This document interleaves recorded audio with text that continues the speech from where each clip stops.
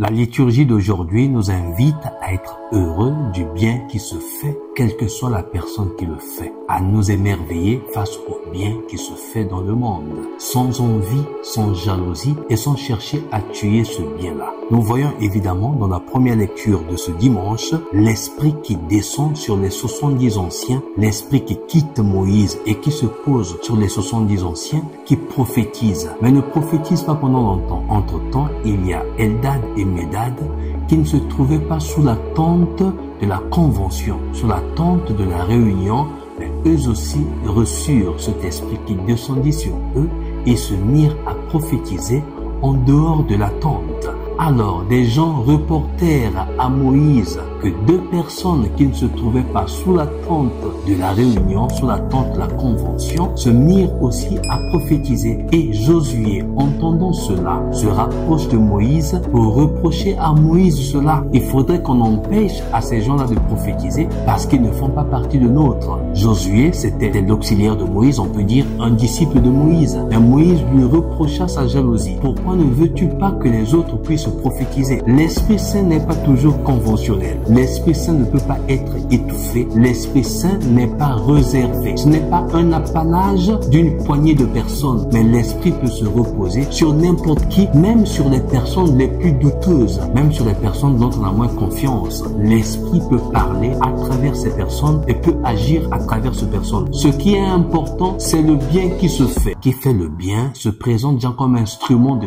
Dieu au milieu des hommes et son cœur se prépare petit à petit, se laisse inonder et habiter par l'Esprit de Dieu. Dieu agit à travers la personne et accomplit les merveilles, les miracles tant escomptés. C'est la même réalité dans l'évangile de ce jour. Lorsque Jean, s'approchant de Jésus, dit « Maître, nous avons vu quelqu'un qui chassait les démons en ton nom et nous avons cherché à l'en empêcher parce qu'il ne nous suivait pas, parce qu'il ne fait pas partie des disciples et des apôtres. Nous avons vu quelqu'un chasser les démons en ton nom. Nous avons voulu l'en empêcher. » Mais Jésus dit non. Celui qui n'est pas contre nous est pour nous. C'est-à-dire, qui est pour nous ne peut pas être contre nous. Quelqu'un ne peut pas chasser les démons en mon nom et tout de suite après parler du mal de moi. C'est cet esprit de jalousie qui nous pousse parfois à envier les autres et à tuer l'esprit de Dieu qui travaille à travers les autres. Nous n'arrivons donc pas, à cause de nos envies encombrantes, à reconnaître le bien qui se fait à travers les autres et l'esprit de Dieu agissant à travers les autres, mais surtout les personnes qui ne sont pas dans notre cercle amical, qui ne sont pas dans notre cercle restreint, alors que l'Esprit de Dieu ne peut pas être enfermé et étouffé. Même dans une pièce hermétiquement fermée, la fumée s'échappe. C'est comme ça que l'Esprit de Dieu est agissant à travers certaines personnes. Alors Jésus invite à l'ouverture d'esprit, à l'accueil du bien qui se fait, même à travers des personnes douteuses, qui ne font pas forcément partie de notre cercle restreint, de notre cercle d'amitié, de nos lobbies et de nos cercles fermés. Dieu agit à travers tout le monde. Le bien peut être fait à travers tout le monde,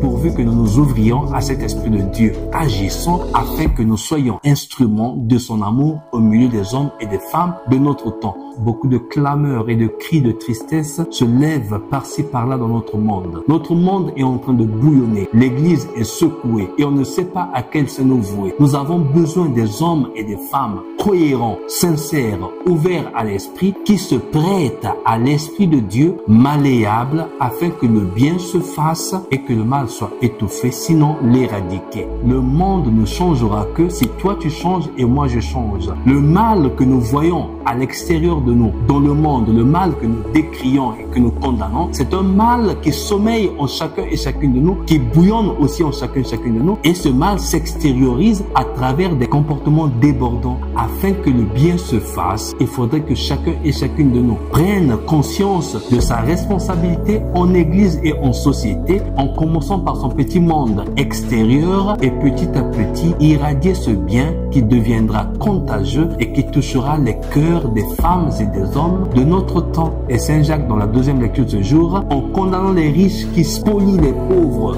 ceux qui ne donnent pas un salaire adéquat, à toutes celles et ceux qui travaillent dans leurs entreprises, tous ceux qui profitent de la souffrance, de la condition de précarité des autres, afin de les spolier de plus en plus. Et c'est une invitation pour chacun et chacune de nous à agir de sorte que le bien soit visible, à agir de sorte que le bien prime sur le mal. Le mal ne sera peut-être jamais éradiqué et le mal ne sera jamais combattu en le dénonçant, en le décriant, mais le mal sera combattu par le bien que nous faisons en prêchant par l'exemple et non pas par des théories, en agissant pour le bien et non pas en faisant des théories. C'est comme ça que Jésus dit, celui qui n'est pas contre nous est pour nous, mais celui qui n'est pas pour nous est contre nous. Et donc celui qui se dresse contre Jésus est déjà contre le bien, il ne se met pas du côté de Jésus. Pour se mettre du côté de Jésus, il faudrait suivre ses traces, agir comme il le veut et faire ce qu'il nous demande. Alors, chers frères et sœurs, il y a beaucoup de scandales dans notre monde actuel. Il y a beaucoup de comportements déviants. Si ta main te conduit en erreur et c'est un objet de scandale, coupe-la. Si ton pied te conduit en erreur et est un objet de scandale, coupe-le. Si ton œil te conduit en erreur et est un objet de scandale, arrache-le. Vaut mieux entrer manchot, estropié et borgne dans le royaume des cieux que d'aller avec ses deux mains, ses deux pieds et ses deux yeux dans la géhenne, dans le feu. Il ne faudrait pas prendre cet évangile dans sa radicalité au pied de la lettre, comme le fit Origène en son temps, disciple de Clément d'Alexandrie, qui était un grand théologien à l'école catéchétique d'Alexandrie. Il prit à la lettre cet évangile et dans sa rigidité, dans sa radicalité, il se castra pour ne pas tomber en tentation en arrachant son objet de tentation, en arrachant son objet de scandale. Malgré sa grande intelligence et sa finesse, Origène, à cause de sa rigidité, ne comprit pas cet évangile et alla vite en besogne. Alors que le Seigneur ne nous invite pas à une radicalité jusqu'à se charcuter,